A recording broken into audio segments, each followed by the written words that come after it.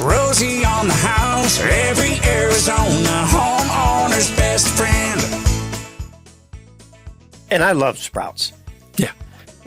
On my sandwich, I'd rather, however tall a stack of meat and cheese you have on there, the stack of sprouts has got to be twice that on mine. And you can't always get sprouts at the store. No. It actually is pretty hard. It is hard. You look at it, it's like, sometimes they're there, sometimes they're not. Most of the time they're not. So out of necessity, I'm like, we're just going to grow our own sprouts. Well, and let me tell you some of the reason why for that, because it's easy to grow. So it's easy to grow. It's also easy to grow commercially. However, when you go into the commercial realm, there is a higher liability continuing to grow for sprouts and microgreens. And part of the reason for that higher liability is that as you get more in mass and you're scaling out the growth patterns, you can easily miss bacteria growth colonies, things like that can show up, and then they just go and they automatically ship it because they got this whole automated process and they're shipping it at the store, and then someone buys that and then they're eating that and then they get sick.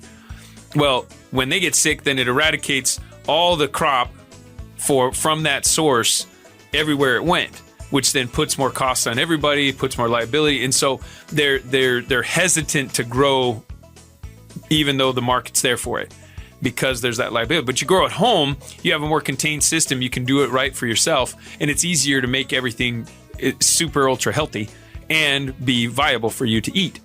And you own the risk yourself.